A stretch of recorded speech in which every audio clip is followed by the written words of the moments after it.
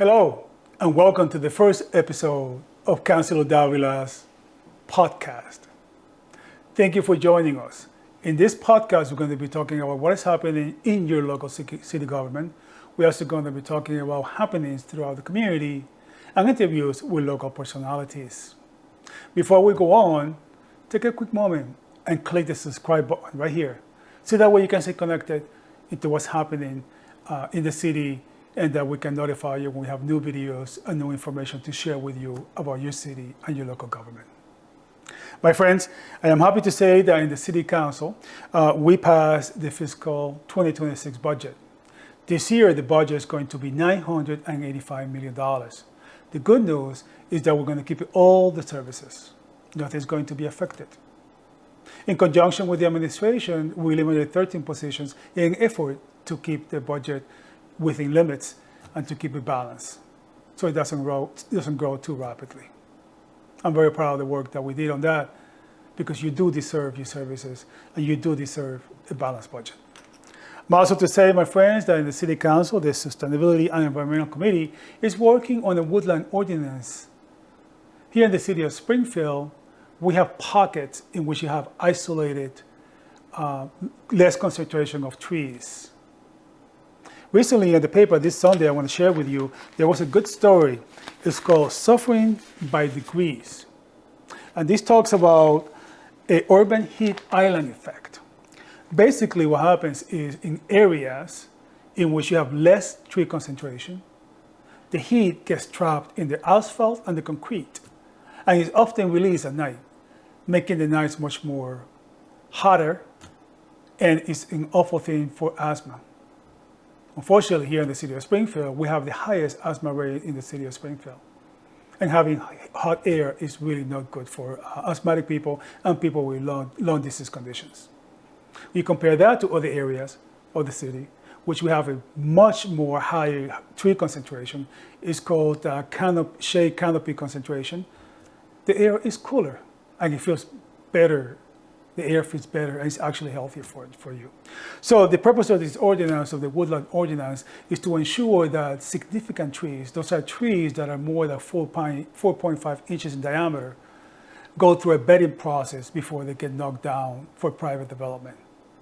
We do need the private development because we do have a housing crisis in the city of Springfield, but we also need the trees.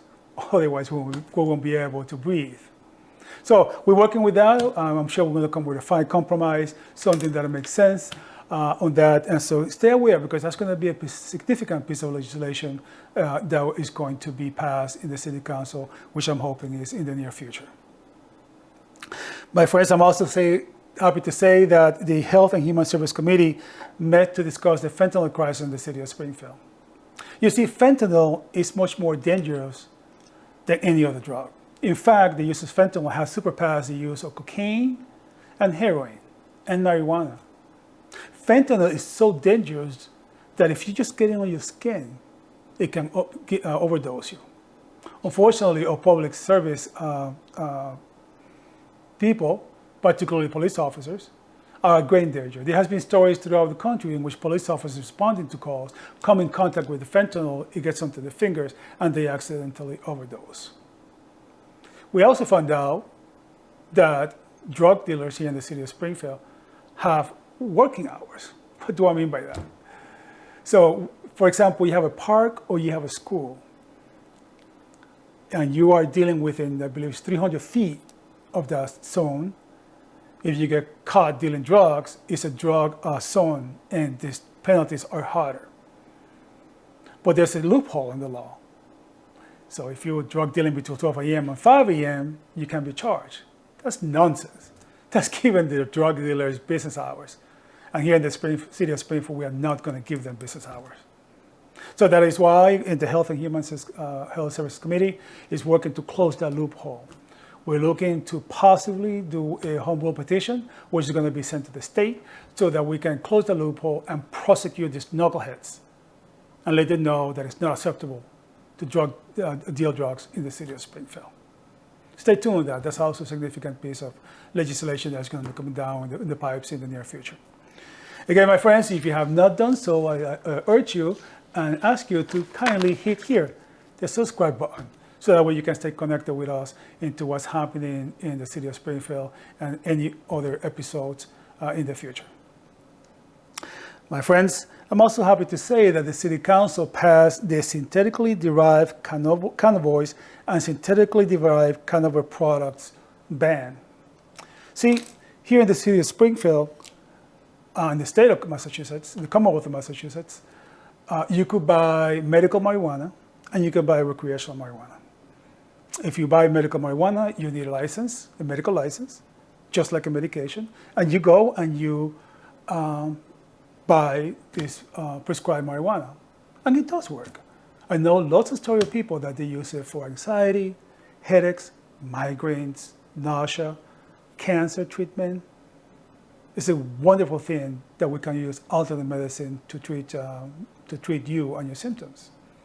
And then recreational, where you can go in and buy up to an amount that is safe and that is legal.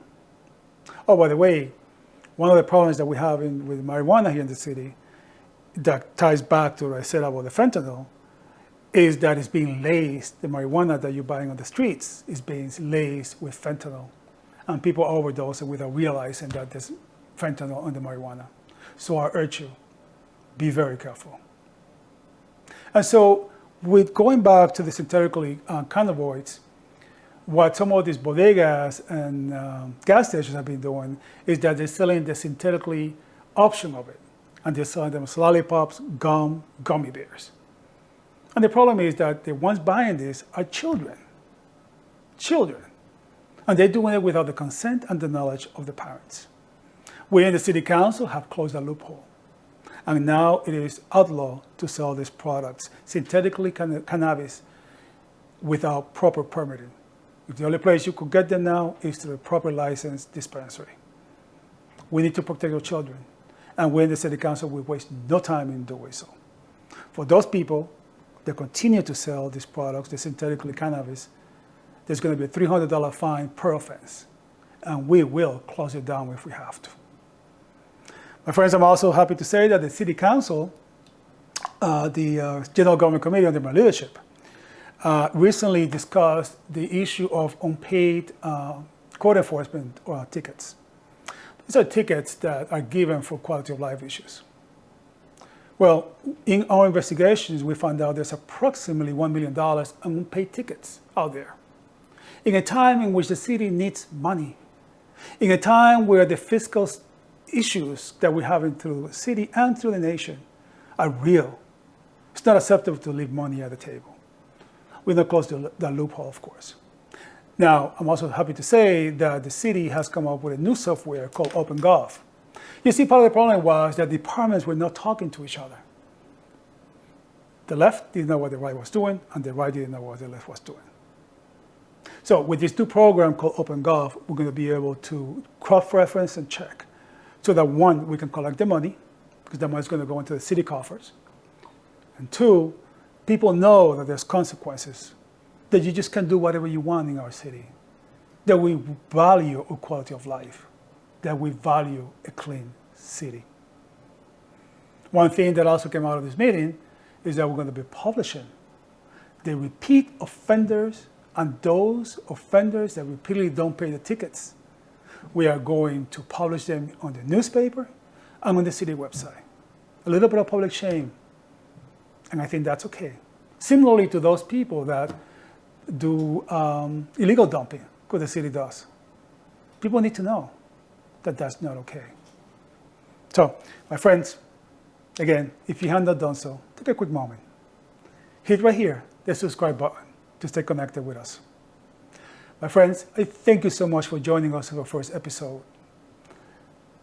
Stay alert, stay on the lookout. We're going to have some much more wonderful products and much more wonderful content coming in the future. Again, this is Springfield City Councilor, and thank you for joining the first episode of Councilor Victor Davila's podcast. Thank you, and God bless.